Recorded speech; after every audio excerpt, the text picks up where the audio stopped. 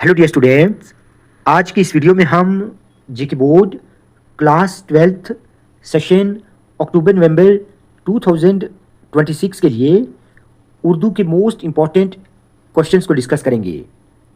इस वीडियो में हम ये भी देखेंगे कि उर्दू के पेपर के लिए आपको कौन से टॉपिक्स को अच्छे से तैयार करना है और कौन से टॉपिक्स को आपने छोड़ना है। स्टूडेंट्स, एक बात मैं आपको पहले ही बता देता हूँ कि अगर आप इस वीडियो को पूरा देखते हैं तभी जाकर आपको समझ आएगा कि मैं आपको क्या कहना चाहता हूं। अगर आप इस वीडियो के कुछ पोर्शंस को स्किप करते हैं तो आप यकीन माने आपको कुछ भी समझ नहीं आने वाला। ठीक है, तो आप प्लीज़ वीडियो को आखिर तक ज़रूर देखें, तभी जाकर आपको समझ आएगा कि आपने उर्दू के पेपर के लिए कैसे तैयारी करनी है। तो चलिए स्टार्ट करते हैं। देखिए, उर्दू के पेपर में आपको पहला सवाल बिल्कुल ऐसा ही मिलेगा कि दिए गए निसाबी नसरी इक्तिबास को पढ़ें और समझने के बाद इसके आखिर पर दिए गए 4 सवालात के मुख्तसर जवाब लिखें। देखिए, पहले सवाल में आपको जितने भी आपके नसरी असबाक हैं, जैसे मिर्ज़ा ज़ाहिरदार बेग या नमक का दारोगा, ठीक है, गुजरा हुआ ज़माना, यूनेस्को की छतरी, मीना कुमारी, यहाँ से आपको इन असबाक से आपको 2 इक्तिबास पूछे जाएंगे। दोनों इक्तिबासात के आखिर पर 4 सवालात होंगे। ठीक है, उन दोनों में से आपने किसी एक इक्तिबास के उन 4 सवालों के जवाब लिखने हैं। क्लियर? अब वो 4 सवालात किस पर बेस्ड होंगे? वो सवालात ये होंगे, आपको पूछा जाएगा कि ये इक्तिबास किस सबक का है। उसी इक्तिबास में से आपको कुछ 1 या 2 अल्फाज ऐसे दिए जाएंगे और ये बोला जाएगा कि आप इन पर जुमले बनाइए, और कुछ मुज़क्कर मुअन्नस या फिर कोई मुतज़ाद वर्ड आपको पूछा जाएगा कि इसका आपने ऑपोजिट लिखना है। ठीक है, तो ऐसे जैसे सवालात आपको उस इक्तिबास में देखने को मिलेंगे। कुल मिलाकर पहला सवाल जो है ये 8 मार्क्स का रहेगा, यानी 2 इक्तिबास मिलेंगे, 2 में से आपने किसी एक इक्तिबास के सवालों के जवाब लिखने हैं। तो इसके लिए आप जितने भी नसरी असबाक हैं उनको 1-2 बार अच्छे से रीड करें, ताकि आपको यह पता हो कि कौन सा सबक किस मुसन्निफ का है, यानी किसने लिखा है, और उस सबक में क्या स्टोरी है। ठीक है, दूसरा सवाल जो है, दूसरा सवाल आपको 6 मार्क्स का पूछा जाएगा। इसमें आपको जितने भी नसरी असबाक हैं जो मैंने आपको ऑलरेडी बता दिए, जैसे गुजरा हुआ ज़माना, जैसे नमक का दारोगा, जैसे मिर्ज़ा ज़ाहिरदार बेग, ठीक है, या दूसरा यूनेस्को की छतरी है, मीना कुमारी है। ठीक है, तो इन असबाक से आपको 4 सवालात पूछे जाएंगे और 4 में से आपने सिर्फ 2 सवालों के जवाब 40 अल्फाज में लिखने हैं। अब इस दूसरे सवाल के लिए आप इन सवालात को अच्छे से तैयार करें। जैसे मिर्ज़ा ज़ाहिरदार बेग का हुलिया तहरीर कीजिए, ये फर्स्ट चैप्टर से है, जो आपका सबक है मिर्ज़ा ज़ाहिरदार बेग। या मिर्ज़ा ज़ाहिरदार बेग को जमादार से क्या ताल्लुक़ था? मिर्ज़ा ज़ाहिरदार बेग ने चन्ने के बारे में कौन सी हकायत सुनाई? तो ये कुछ 3 सवालात पहले चैप्टर के हैं। उसके बाद दूसरा है नमक का दारोगा, जैसे बंसीधर ने आलोपी दीन के साथ क्या किया? बंसीधर का वालिद कैसा आदमी था? मुंशी बंसीधर के किरदार पर रोशनी डालिए। तो ये सवालात आपको नमक का दारोगा से देखने को मिलेंगे, इनको आपने अच्छे से तैयार करना है। फिर अगला सबक गुजरा हुआ ज़माना है, ये बहुत इंपॉर्टेंट है। गुजरा हुआ ज़माना में बूढ़ा ज़िंदगी के किन अदवार को याद करता है? गुजरा हुआ ज़माना में खूबसूरत दुल्हन कौन थी? ठीक है, बूढ़ा इंशाया गुजरा हुआ ज़माना में पछतावे के आंसू क्यों बहाता है? सर सैयद ने इल्मी मैदान में कौन से कारनामे अंजाम दिए हैं और गुजरा हुआ ज़माना में सर सैयद क्या पैगाम देना चाहते हैं? ये सवालात इस सबक के हैं, बहुत इंपॉर्टेंट है। आप इन सभी को अच्छे से तैयार करेंगे। देखिए, इनको आपने रट्टा नहीं लगाना है। आप एक बार सबक की समरी तैयार करें, खुलासा पढ़ें, या अगर आप टेक्स्ट बुक के जो सबक हैं, जो सब असबाक हैं, अगर आप उनको 1-2 बार रीड करते हैं, आप यकीन जाने आप आसानी के साथ इनके जवाब एग्जाम में लिख सकते हैं। अगला चैप्टर जैसे मीना कुमारी है, तो मीना कुमारी की शख्सियत की खूबियां तहरीर कीजिए। मीना कुमारी फिल्म में अपना किरदार कैसे निभाती थी? ठीक है, यहाँ पर टाइपिंग मिस्टेक है, ये निभाती थी। तो इन सभी असबाक के खुलासे और इनके सवालात मैंने अपने यूट्यूब चैनल पर अपलोड किए हुए हैं। जब आप यूट्यूब में जाकर सर्च करेंगे कि गुजरा हुआ ज़माना बाई बुनियाद उर्दू, तो आपको मेरे वीडियोस टॉप पर मिलेंगे। किसी भी सबक को अगर आपको देखना है, उस सबक का नाम लिखकर बाई बुनियाद उर्दू लिख दो, आपको यकीनन मेरे जो वीडियोस हैं वो आपको टॉप पर मिलेंगे, आसानी के साथ आपको समझ आ जाएगा। अगला है, मरहूम की याद में पितरस बुखारी किस बात का एतराफ़ करता है? देखिए ये क्वेश्चन बहुत इंपॉर्टेंट है। ठीक है, जो मरहूम की याद में जो चैप्टर है ये बहुत इंपॉर्टेंट है। पितरस ने जो साइकिल, यहाँ पर भी टाइपिंग मिस्टेक है, ठीक है, ये साइकिल है, मिर्ज़ा से खरीदी थी, उसका हुलिया आपने बताना है। हाली ने गालिब को हैवान नातिक के बजाय हैवान ज़रीफ़ क्यों कहा है? ये भी बहुत इंपॉर्टेंट है। हाली ने जो गालिब का स्वान है उम्री लिखी है, ये उसका सवाल है, बहुत इंपॉर्टेंट है। गालिब अपने दोस्तों के साथ कैसे पेश आते थे? गालिब के अखलाक कैसे थे? और गदर के बाद गालिब की हालत कैसी थी? ठीक है, ये बहुत इंपॉर्टेंट क्वेश्चन है। फिर यूनेस्को की छतरी है, तो इस सबक के भी सवालात बहुत इंपॉर्टेंट है कि यूनेस्को की छतरी में मुसन्निफ की बीवी किस गलत फहमी का शिकार हो जाती है, और यूनेस्को की छतरी में मुसन्निफ बीवी को खत में क्या लिखता है, मुसन्निफ जापान को इत्मीनान के साथ क्यों देख न सका। ये कुछ सवालात हैं इस चैप्टर के, जैसे यूनेस्को की छतरी की कीमत कितनी थी, ठीक है, और कितना खर्चा जो है मुसन्निफ को हुआ छतरी को ढूंढने में, और कहाँ कहाँ मुसन्निफ को छतरी को ढूंढने के लिए बार बार जाना पड़ा। ये सवालात आप अच्छे से तैयार करेंगे। उसके बाद तीसरा सवाल जो है, ये जितनी भी नसरी असनाफ हैं, नसरी असनाफ यानी जो नस्र से ताल्लुक़ रखती हैं, जैसे नाविल, इंशाया, अफसाना, खाका, सवानह निगारी और सफ़रनामा, ये असनाफ हैं। स्टूडेंट्स याद रखिए, इनमें से आप अगर आप पहले चार, ठीक है, अगर आप इन पहले चार को अच्छे से तैयार करते हैं तो आप यकीन माने इन्हीं में से आपको एग्जाम में एक ना एक जरूर देखने को मिलेगा। तो नॉवेल, अफसाना, ये मैं इसलिए कह रहा हूं क्योंकि ये आपने 10th 11th में भी किए हैं और वही जवाब आपको लिखने हैं जो आपने 10th या 11th में नॉवेल, अफसाना, खाका, इंशाया जो नोट आपने तब लिखे थे वही नोट आपको यहां पर भी लिखने हैं।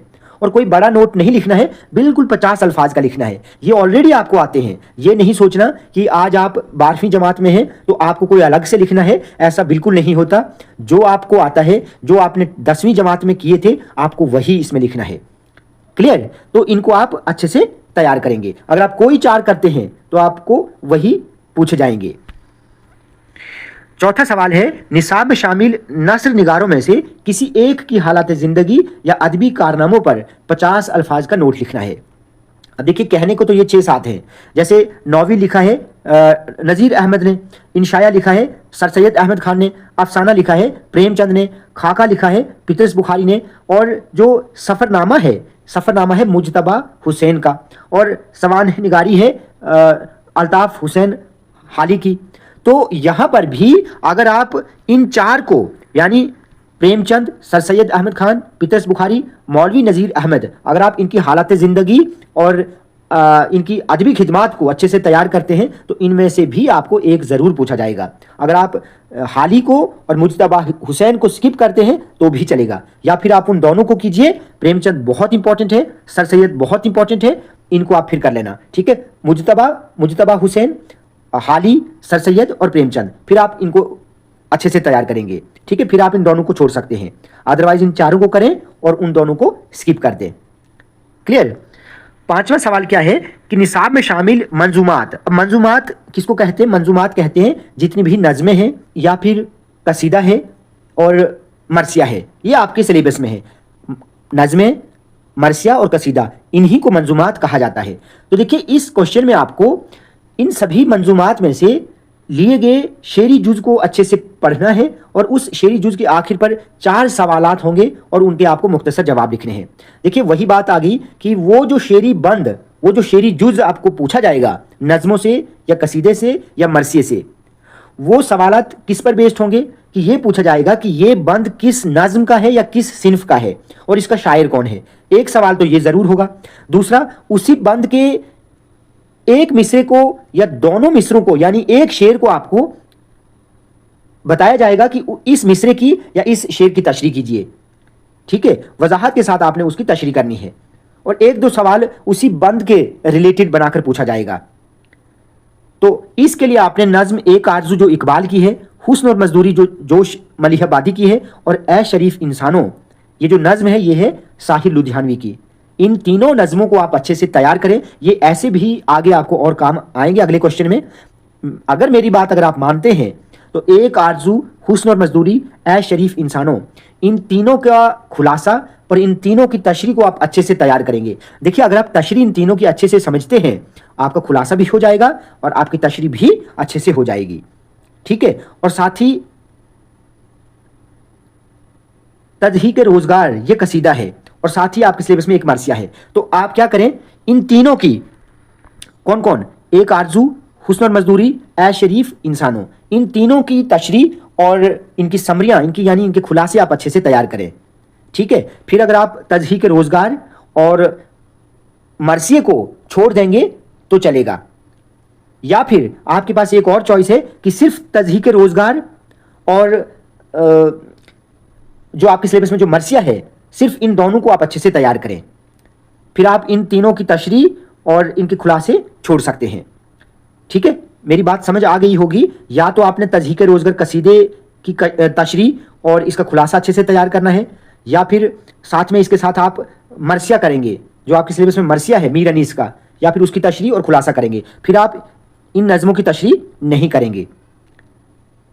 लेकिन मेरे अकॉर्डिंग अगर आप चलेंगे तो आप इन तीनों की तशरीह को अच्छे से तैयार करें, क्योंकि इन पर आगे एक और सवाल आपको पूछा जाएगा। होपफुली समझ आ गया होगा। ये भी 8 मार्क्स का सवाल होगा। छठे नंबर पर है कि निसाब में शामिल गजलों और गजलगो शौरा के मुतालिक 4 सवालात में से आपको 2 के जवाब लिखने हैं। ये 6 मार्क्स के आपको क्वेश्चन पूछे जाएंगे। देखिए, इसके लिए आपने, अगर आप मेरी बात मानते हैं तो मीर तकी मीर, मिर्जा गालिब और आतिश की गजलों की तशरीह को अच्छे से तैयार करें। कोई भी 1-2 शेर आपको इनमें से पूछा जाएगा। ठीक है, इस सवाल के लिए कि मीर का कोई शेर दिया जाएगा और बोला जाएगा इसकी तशरीह करो, गालिब का कोई शेर इसकी तशरीह करो। ठीक है, तो इन तीनों की तशरीह तो बहुत इंपॉर्टेंट है। इन तीनों की तशरीह को आप अच्छे से तैयार करेंगे। साथ ही गजल की तारीफ और फन पर नोट, ये तो बहुत आसान है, आप 11th और 10th में ऑलरेडी आपने किया हुआ है। ठीक है, मीर तक मीर को भी आपने अच्छे से 10th में और 11th में किया है। 10th में स्पेशली मीर तक मीर क्यों मैं आपको बोल रहा हूं, क्योंकि आपने इसको 10वीं में भी किया हुआ है। मीर तक मीर की हालत जिंदगी और गजल गोई, साथ ही मिर्जा गालिब ये भी आपने किया है, और आतिश की हालत जिंदगी और गजल गोई, आतिश, गालिब और मीर को ऑलरेडी आप कर चुके हैं। इन तीनों की हालत जिंदगियां और गजल गोई जो है इनकी आप करेंगे। साथ ही परवीन शाकिर जो है, ये इंपॉर्टेंट वन है, आप इसकी भी हालत जिंदगी और गजल गोई करेंगे। बाकी जो है बाकी आप स्किप कर सकते हैं। ठीक है, तो इनकी हालत जिंदगियां और गजल गोई इनकी आप अच्छे से तैयार करेंगे। अब यहां पर 7वां सवाल देखो कि नज्म, कसीदा और मरसिया या इनके शौरा के मुतालिक पूछे गए 2 सवालात में से एक का आपको जवाब लिखना है 50 अल्फाज में। ये सवाल 4 मार्क्स का पूछा जाएगा। अब यहां पर आप देखें, यहां पर पहले नंबर पर है, यहां पर आपको 2 सवाल पूछे जाएंगे, 2 में से आपने एक का आंसर लिखना है। अगर आप मेरी बात मानेंगे तो मैंने आपको ऑलरेडी बता दिया कि एक आरजू, हुस्न और मजदूरी, ए शरीफ इंसानों, इन तीनों की तशरीह, इनकी समरियां यानी इनके खुलासे और मरकजी ख्याल। ठीक है, इनके मरकजी ख्याल मैं ऑलरेडी अपलोड कर चुका हूं अपने चैनल पर। तो या तो आपको ऐसे इनको तैयार करना है, या फिर अगर आप मेरी बात मानते हैं तो या फिर आप करेंगे कसीदा या मरसिया की अज्जाई तरकीबी, यानी कसीदा की तारीफ, मरसिया की तारीफ और इनके अज्जाई तरकीबी जो जो हैं, या फिर मीर अनीस की मरसिया निगारी या सौदा की कसीदा निगारी। देखो, मीर अनीस की हालात ज़िंदगी और मरसिया निगारी या तो आपको ये करना है, या फिर आपको सौदा की कसीदा निगारी और सौदा की हालात ज़िंदगी करनी है, या फिर आप इनके खुलासे और इनकी तशरीह, इनके खुलासे और इनके जो इन नज़मों के खुलासे और इनके जो मरकज़ी ख्याल हैं वो आप अच्छे से तैयार करेंगे। ठीक है, तो साथ ही मीर अनीस की मरसिया निगारी और सौदा की कसीदा निगारी भी आप देख लेना। ठीक है, होपफुली समझ आ गया होगा। 8वां सवाल जो मैंने यहाँ पर दिए हैं आप इन्हीं को करेंगे। 8वें सवाल में आपको 4 इस्तिलाहात दी जाएंगी, इनमें से आपने 2 की तारीफ मिसालों के साथ करनी है। देखिए, मतला क्या होता है, गज़ल का पहला शेर जिसके दोनों मिसरे हम काफिया और हम रदीफ होते हैं, हुस्न मतला। ठीक है, हुस्न मतला यानी मतलब कि फौरन बाद जो दूसरा शेर होता है, अगर उसके दोनों में से भी आपस में हम काफिया हो हम रदीफ हूँ, वो हुस्न मतला होता है। काफिया हम आवाज़ अल्फाज को कहते हैं। काफिए के बाद आने वाले जो अल्फाज होते हैं उनको रदीफ बोला जाता है। मक्ता गज़ल का आखिरी शेर होता है। शाह बैत गज़ल का सबसे अच्छा शेर होता है। तजाद यानी कि वो अल्फाज जो शेर में एक दूसरे की जिद हों, यानी एक दूसरे के ऑपोजिट हों। ठीक है, तो इसी तरह ये अगर आप इन सभी को करते हैं तो इन्हीं में से आपको एग्जाम में पूछा जाएगा।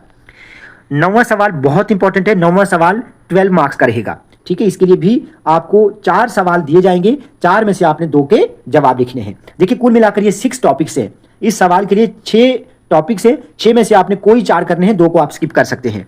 देखिए क्या करना है, या तो आपने तरक्की पसंद तहरीक, अलीगढ़ तहरीक, ये दोनों तो बहुत इंपॉर्टेंट है, इनमें से एक सवाल आपको जरूर पूछा जाएगा। या फिर दबिस्तान लखनऊ की जो शेरी खसूसियात हैं और दबिस्तान दिल्ली की जो शेरी खसूसियात हैं, इनको आपने अच्छे से तैयार करना है। या तो आप पहले ही ये 4 सवाल अच्छे से तैयार कर लें, या आप पहले 4 सवाल करना, या फिर दबिस्तान लखनऊ की शेरी खसूसियत, दबिस्तान दिल्ली की शेरी खसूसियत, मिर्ज़ा गालिब की खतूत निगारी या मकतूब निगारी, या ज़बान के आगाज़ के मुतालिक जो नज़रियात हैं, जो मुख्तलिफ नज़रियात हैं, उनको आप करेंगे। या तो नीचे से ऊपर की तरफ 4 करना, या ऊपर से नीचे की तरफ पहले 4 करना, यानी 6 टॉपिक्स हैं, कोई 4 करना आप। तरक्की पसंद तहरीक, अलीगढ़ तहरीक, ये बहुत इंपॉर्टेंट है, एक सवाल तो इनमें से होगा। ठीक है, दूसरा सवाल दबिस्तान लखनऊ और दबिस्तान दिल्ली से, यहां से भी आपको जरूर एक सवाल पूछा जाएगा। तो 6 में से आपने कोई 4 करने हैं, जो मैंने आपको कॉम्बिनेशन बता दिया। अब 10वें सवाल में आपको 2 खत जो है वो पूछे जाएंगे। ठीक है, तो देखिए इस सवाल के लिए आपने इन खतूत को अच्छे से तैयार करना है। ये खत जो है आप ऑलरेडी 10वीं क्लास में कर चुके हैं, या 11वीं में भी आपने इनको किया हुआ है। देखिए अपने छोटे भाई के नाम, पढ़ाई में दिलचस्पी लेने का खत। देखिए स्टूडेंट्स, बात ये होती है कि आप एक सिर्फ पैटर्न को याद रखें। अगर आपको इतना पता है कि लेटर के शुरू में किस तरह लिखा जाता है और लेटर के आखिर में किस तरह लिखा जाता है, बीच में जो बॉडी पोर्शन होता है उसको आप अपने अल्फाज में भी लिख सकते हैं, आपको यकीनन पूरे के पूरे मार्क्स मिल जाएंगे। लेकिन जो ओपनिंग है और जो क्लोजिंग है लेटर की, ये आपको पता होना चाहिए। ठीक है, तो ये जो क्लोजिंग और ओपनिंग जो है ये हर लेटर के लिए सेम है। ठीक है, आपने सिर्फ एक बार इन लेटर को रीड करना कि इनमें क्या हम लिख सकते हैं, बाकी आपको पूरे के पूरे मार्क्स मिल जाएंगे अगर आप एक पैटर्न को फॉलो करते हैं। तो देखिए अपने छोटे भाई के नाम, पढ़ाई में दिलचस्पी लेने के लिए खत, या पढ़ाई के साथ साथ खेल कूद में हिस्सा लेने के लिए खत। अगर आपका कोई दोस्त है और वो 10वीं जमात में है और अच्छे नंबरों के साथ पास हुआ है, तो उसको आपने एक खत लिखना है, उसको आपने मुबारकबाद पेश करनी है। ठीक है, या आपके वालिद साहब घर से बाहर रहते हैं, उनको आपने पैसे भिजवाने के लिए कहना है, तो आप उनके लिए खत लिखें। ठीक है, और आपके भाई या बहन की शादी है तो आप अपने दोस्त को दावत का खत लिख सकते हैं। आपके जन्मदिन पर चाचा ने अगर आपको कोई गिफ्ट भेजा है, उसके लिए आप शुक्रिया का खत तैयार करें। ठीक है, आपके दोस्त की वालिदा या वालिद की अचानक मौत हो गई है, उस पर आपको एक ताज़ियाती खत जो है ये लिखना है, ये आपको लिखना आना चाहिए। ठीक है, तो आप अपने किसी दोस्त को खत लिखें या सहेली को खत लिखें कि वो गर्मी की छुट्टियां या सर्दी की छुट्टियां आपके साथ गुजारे, तो इसके लिए आप उनको ये खत लिख सकते हैं। अगर आपका कोई मोबाइल फ़ोन या मोटरसाइकिल चोरी हो गया है, तो आप उसकी रिपोर्ट जो है, उसकी FIR अपने नज़दीकी पुलिस स्टेशन में लिखाने के लिए दरखास्त लिखें, तो ये आपको लिखना आना चाहिए। साथ ही आपके जो ज़िला के तरक्याती कमिश्नर हैं, जो डिस्ट्रिक्ट डेवलपमेंट कमिश्नर हैं, उनके लिए आप एक दरखास्त लिखें कि जिसमें अपने इलाके के लोगों की सेहतमंद ज़िंदगी के लिए पीने का साफ़ पानी मुहैया करने की मांग की गई हो। यानी आपके गांव में पानी साफ़ नहीं आता है, आप डिस्ट्रिक्ट डेवलपमेंट कमिश्नर के नाम एक खत लिखें ताकि वो आपके इलाके में साफ़ पानी मुहैया करा सके। तो या आपके इलाके में बहुत ज़्यादा, आपके एरिया में गंदगी है, आप म्यूनिसिपल कॉरपोरेशन के नाम एक खत लिखें, जो उनका कमिश्नर होता है, कि वो इस तरफ ध्यान दें, ये जो गंदगी चारों तरफ फैल रही है, इससे बीमारियां फैल रही हैं, तो उसके लिए आपने एक शिकायती दरखास्त लिखनी है। बहुत आसान है, एक पैटर्न आपको पता होना चाहिए। ठीक है, देखिए दरखास्त जो होती है ये आपने 10वीं से ही करते आ रहे हैं कि बखिदमत जनाब, ठीक है, कमिश्नर साहिब, या जो भी जिसके नाम भी आपने दरखास्त लिखनी है, जनाब आली गुजारिश खिदमत ये है कि हमारे इलाके में, ठीक है, हमें पानी की बहुत सख्त किल्लत है, या कुछ भी जो आपको लिखना है वो आप लिख सकते हैं। यानी ओपनिंग और क्लोजिंग ये आपको आनी चाहिए। ठीक है, उसके बाद 11वें सवाल में आपको 4 उन्वान दिए जाएंगे। यानी आपको 4 उन्वानात में से किसी एक उन्वान पर 150 वर्ड्स का आपको एक मजमून लिखना है। ठीक है, तो देखिए इनके लिए, इस सवाल के लिए ये कुछ मजमून है, आप इनको एक बार रीड कर लेना। साइंस के फायदे ज़्यादा रटने की ज़रूरत नहीं है, 10वीं में आप कर चुके हैं। माहौलियाती आलूदगी के मुज़िर असरात, जो हमारा इन्वायरमेंट दिन ब दिन खराब होता जा रहा है, इसका क्या इम्पैक्ट लोगों पर पड़ रहा है, ये आपने लिखना है। ठीक है, इन्वायरमेंटल पोल्यूशन जिसको हम कहेंगे। जंगलात के फायदे बहुत आसान है, 10वीं में कर चुके हैं। खेलों की अहमियत 10वीं में कर चुके हैं। इल्म के फायदे बहुत आसान है, इनको आप ऑलरेडी कर चुके हैं। या कश्मीर के किसी एक सेहत अफजा मकाम की सैर। इंटरनेट और मोबाइल फ़ोन के फ़ायदे और नुकसान, ये बहुत इंपॉर्टेंट है, इसको आप अच्छे से तैयार करेंगे। मेरी ज़िंदगी का मकसद क्या है, इत्तेफाक में ताकत है या बरकत है, वक्त की अहमियत और कदर व कीमत, ये बहुत इंपॉर्टेंट है। ट्रेंडिंग है, बेरोज़गारी का मसला ट्रेंडिंग है। रिश्वतखोरी, ये भी एक समाजी बुराई है। ठीक है, इसके लिए आपको एक नोट तैयार करना है। अच्छे से नोट तैयार करना मतलब रटना नहीं है, 1-2 बार रीड करेंगे, आप खुद ब खुद लिख देंगे। जंग और अमन, ये भी ट्रेंडिंग है। आज के ज़माने में हम देख रहे हैं कि पूरी दुनिया में क्या जंग का माहौल बना हुआ है, ये ट्रेंडिंग है। साइंस और हमारी ज़िंदगी, ये भी इंपॉर्टेंट है। और आज के ज़माने में अखलाकी तालीम जो है वो कितनी ज़रूरी है, इस पर भी आप मजमून जो है वो तैयार करेंगे। अगला है 12वें सवाल में आपको यहाँ पर भी 2 चॉइस मिलेगी।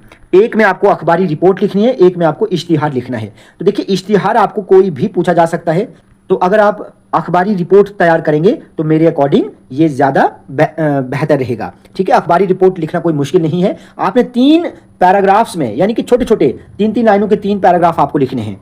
ठीक है, ये सवाल 6 मार्क्स का है। तो देखिए क्या रिपोर्ट आप लिख सकते हैं, अखबारी रिपोर्ट क्या पूछी जा सकती है कि जम्मू श्रीनगर जो हमारी नेशनल हाईवे है, लगातार बारिशों की वजह से वो बंद रहती है, इससे बहुत ज़्यादा नुकसान हो रहा है, असरात लोगों पर क्या बुरे असरात पड़ रहे हैं, तो इस पर आपने एक रिपोर्ट लिखनी है। या आपके मोहल्ले में किसी एक सड़क हादसे की आपको अखबारी रिपोर्ट जो है वो पेश करनी है। आपके स्कूल में मनाए गए यौम वालिदैन, ठीक है, पेरेंट्स डे, 15 अगस्त, यौम जमहूरिया या यौम असातिज़ा, टीचर्स डे है, रिपब्लिक डे है या 15 अगस्त है, इस पर आपको एक अखबारी रिपोर्ट लिखनी है। इनमें से कोई आपको पूछा जा सकता है। ठीक है, बहुत आसान होता है, कोई मुश्किल आपको नहीं लिखना है इसमें। ठीक है, जैसे आपको 15 अगस्त रिसेंटली हुआ है, तो आप इसमें क्या लिखेंगे कि जम्मू, डेट लिखेंगे 15 अगस्त, हमारे स्कूल में 15 अगस्त बड़ी धूमधाम से मनाया गया, हमारे मेहमान खुसूसी जो भी होंगे उसका नाम लिखेंगे। ठीक है, पार्टिसिपेंट्स का नाम लिखेंगे, क्या क्या उसमें हुआ वो आपको लिखना है, और कुछ ज़्यादा डिटेल में नहीं लिखना होता है। सैलाब या बर्फबारी की वजह से जो तबाही हुई है उस पर आपको एक अखबारी रिपोर्ट लिखनी है। आपके मोहल्ले की जो गली कूचे हैं, यानी कि जो गलियाँ हैं, वो बहुत खस्ता हालत है उनकी। ठीक है, उस पर आपको एक अखबारी रिपोर्ट लिखनी है। या यौम मजदूर पर, लेबर्स डे पर आपको एक शानदार तकरीब जो है अगर आपके स्कूल में मुनक्किद हुई है, उस पर आपको एक ये रिपोर्ट जो है वो लिखनी है। या आपके स्कूल में अगर कोई अदबी मुशायरा हुआ है, यानी कोई एक लिटरेरी महफिल जो है आपके स्कूल में कंडक्ट हुई है, तो उसकी कार्रवाई आपको लिखनी है। ठीक है, ज़्यादा डिटेल में नहीं लिखना है, आपको 7-8 लाइनों में लिखना है। ठीक है, 3 लाइनें टॉप पर, उसके बाद 3 बीच में, उसके बाद लास्ट में 3, यानी कुल मिलाकर 9 लाइन्स आप लिखेंगे छोटे छोटे करके। ठीक है, आखिरी सवाल ये मारूजी सवालात पर बेस्ड होगा। इस सवाल में आपको 6 ऑब्जेक्टिव टाइप क्वेश्चंस पूछे जाएंगे, उनमें ट्रू फॉल्स भी होंगे, यानी हाँ या ना में आपको जवाब देना है। उनमें खाली जगहें भी आपको भरने के लिए पूछी जा सकती हैं, और उनमें ऑप्शंस वाले भी होंगे, 4 ऑप्शंस होंगे, किसी एक पर आपने टिक करना है। देखिए ये सवालात आपको कहाँ से पूछे जाएंगे, मुहावरों से पूछे जाएंगे। कोई एक मुहावरा दिया जाएगा, जैसे जार जार रोना, ठीक है, ये एक मुहावरा, ये आपको पूछा जाएगा, इसका क्या मतलब है। हुरूफ की अकसाम, ये हमने 10वीं में 11वीं में किया हुआ है। हुरूफ ताकीद, हुरूफ इनबिसात, हुरूफ तहसीन, हुरूफ जार, हुरूफ अत्फ, इनको आप करेंगे। तरकीब नहवी, इस पर आपको एक सवाल पूछा जा सकता है। तज़कीर और तानीस पर जुमले आपको बनाने के लिए दिए जाएंगे, जो 10वीं में आते थे। ठीक है, कमरी और शमसी हुरूफ जो होते हैं, ठीक है, वो आपको अच्छे से तैयार करने हैं। मुतज़ाद अल्फाज, यानी कोई एक वर्ड आपको दिया जाएगा, जैसे आपको दिया जाएगा सख्ती का मुतज़ाद लिखिए, तो सख्ती का मुतज़ाद क्या होता है, नरमी, तो इस तरह के अल्फाज आपको दिए जाएंगे। मुरक्कबात, यानी जो हमने 10वीं और 11वीं क्लास में किए थे, जैसे मुरक्कबे जारी, मुरक्कबे इशारी, मुरक्कबे अतफ़ी, ठीक है, ऐसे मुरक्कबात आपको पूछे जाएंगे। अफ़ाल, यानी फ़ेल की अक़साम वगैरह। सिफ़ात, सिफ़त की किस्में, वाहिद जमा का जुमलों में इस्तेमाल, और शेरी सनातें जो मैंने आपको ऑलरेडी बता दी हैं, ऊपर मैंने आपको बता दी हैं, जैसे कोई मतला, मक्ता, हुस्न तालील, ठीक है, लफ़ नशर, ऐसी सनातें आपको पूछी जाएंगी। तो इस तरह के सवालात आपको एग्ज़ाम में पूछे जाएंगे, जो आपको अच्छे से तैयार करने हैं। तो कुल मिलाकर इस सवाल के लिए आपको इन सभी टॉपिक्स को अच्छे से तैयार करना है। ठीक है स्टूडेंट्स, आज की वीडियो ये आपको अच्छी लगी हो तो आप प्लीज़ इस वीडियो को ज़्यादा से ज़्यादा लाइक और शेयर करें और चैनल को सब्सक्राइब करना ना भूलें ताकि मेरी आने वाली नेक्स्ट वीडियोज़ आपको आसानी से मिल सके।